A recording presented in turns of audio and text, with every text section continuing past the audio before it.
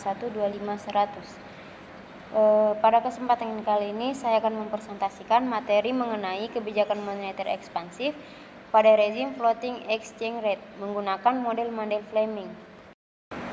Dalam presentasi ini saya akan menjelaskan setiap kurva pada grafik.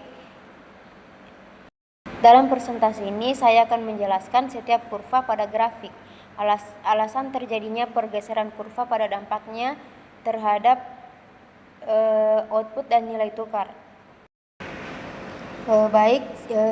Sebelum masuk ke pembahasan, saya akan menjelaskan terlebih dahulu bagian-bagian grafiknya. Di sebelah kiri terdapat sumbu E yang menunjukkan exchange rate atau nilai tukar.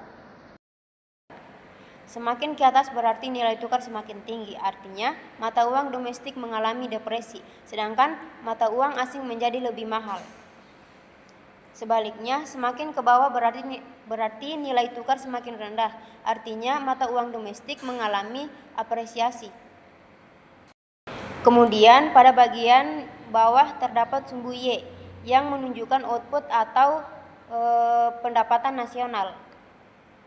Semakin ke kanan berarti output atau pendapatan nasional semakin besar.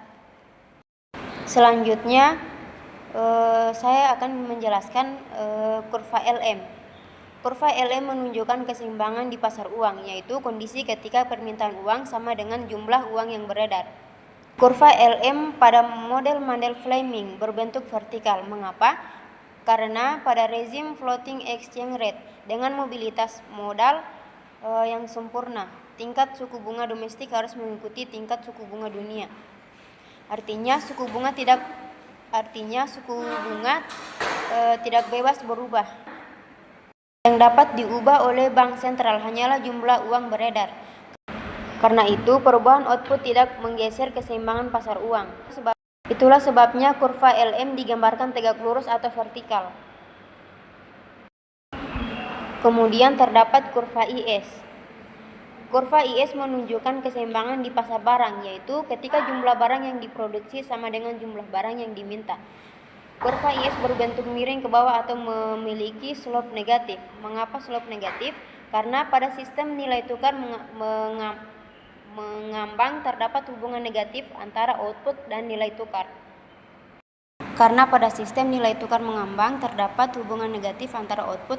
tukar. Misalnya output meningkat, tingkat aktivitas ekonomi menjadi lebih baik. Investor asing mulai membeli aset di dalam negeri. Permintaan terhadap mata uang domestik meningkat. Akibatnya mata uang domestik mengalami apresiasi. Karena apresiasi, harga barang ekspor menjadi lebih mahal bagi luar negeri. Ekspor menurun, sebaliknya impor meningkat. Akibatnya permintaan agregat menurun. Itulah sebabnya hubungan output dan nilai tukar menjadi negatif, sehingga kurva IS menurun dari kiri atas ke kanan bawah. Di slide kedua terdapat dua kurva IS, yaitu IS1 dan IS2. IS1 merupakan kondisi awal sebelum permintaan melakukan kebijakan. Setelah pemerintah melakukan kebijakan fiskal ekspansif, kurva IS bergeser ke kanan menjadi IS2. Mengapa IS bergeser ke kanan? Karena pemerintah meningkatkan pengeluaran atau menurunkan pajak. Pendapatan masyarakat meningkat, konsumsi meningkat, permintaan agregat bertambah, akibatnya keseimbangan pasar barang bergeser ke kanan. Di kurva LM, perhatikan bahwa kurva LM tetap berada di posisi semula. Hal ini karena yang berubah adalah kebijakan fiskal, bukan jumlah uang beredar. Awalnya perekonomian bergerak ke kanan, namun setelah itu terjadi apresiasi nilai tukar. Nilai tukar turun dari E2 menjadi E1. Turunnya nilai tukar berarti mata uang domestik mengalami apresiasi. Mengapa terjadi apresiasi? Karena permintaan barang meningkat, investor tertarik masuk ke dalam negeri. Permintaan terhadap mata uang domestik meningkat. Akibatnya nilai mata uang domestik menguat. Mengapa output tidak bertambah? Perhatikan bahwa output tetap berada di titik Y1. Walaupun pemerintah menambah pengeluaran, apresiasi membuat ekspor turun dan impor naik. Penurunan ekspor bersih tersebut menghilangkan dampak kenaikan pengeluaran pemerintah. Oleh sebab itu, output akhirnya tetap. Slide ketiga, pada grafik ini terdapat dua kurva LM, yaitu LM1 dan LM2. LM1 merupakan kondisi awal. Setelah Bank Sentral melakukan kebijakan moneter ekspansif, LM bergeser ke kanan menjadi LM2. Mengapa LM bergeser? Karena Bank Sentral menambah jumlah uang beredar, misalnya melalui operasi pasar terbuka atau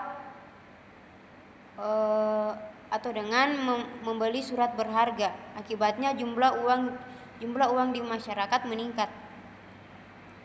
Kurva IS tetap berada pada posisi semula karena yang berubah hanya kebijakan moneter.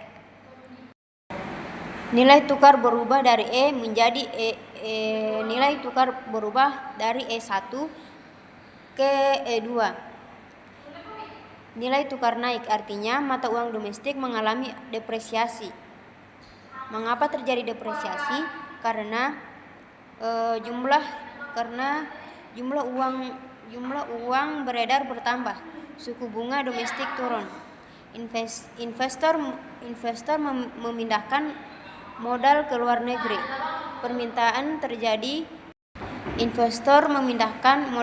negeri. Permintaan terhadap mata uang domestik berkurang. Akibatnya, nilai mata uang domestik melemah. Output meningkat dari Y1 menjadi Y2. Mengapa output meningkat? Karena depresiasi membuat harga barang ekspor menjadi lebih murah.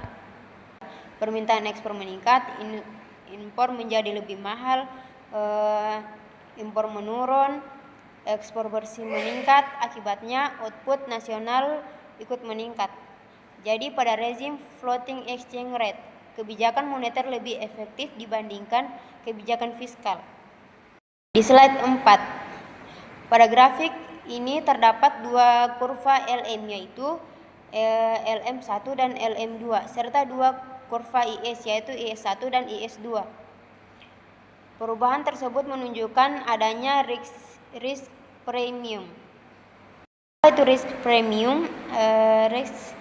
premium adalah tambahan keuntungan yang diminta investor karena adanya risiko investasi. Misalnya risiko politik, inflasi, ketidakpastian ekonomi maupun nilai tukar. Karena adanya risk premium, investor meminta tingkat keuntungan yang lebih tinggi. Hal tersebut menyebabkan kurva LM bergeser.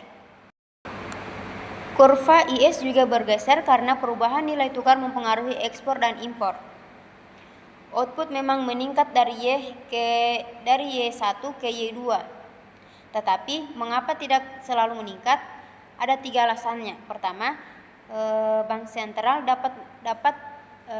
dapat menaikkan suku bunga untuk menahan depresiasi sehingga output kembali turun. Kedua, depresiasi menyebabkan harga barang impor naik sehingga inflasi meningkat dan daya beli masyarakat menurun. Ketiga, menurut Marshall-Lerner condition, depresiasi hanya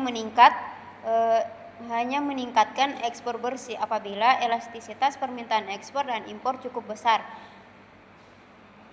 Jika cara tersebut tidak terpenuhi, maka ekspor bersih tidak meningkatkan secara signifikan sehingga output juga tidak banyak berubah. Demikian presentasi yang dapat saya sampaikan mengenai kebijakan moneter ekspansif pada rezim floating exchange rate dalam model Mandel-Fleming. Kesimpulannya,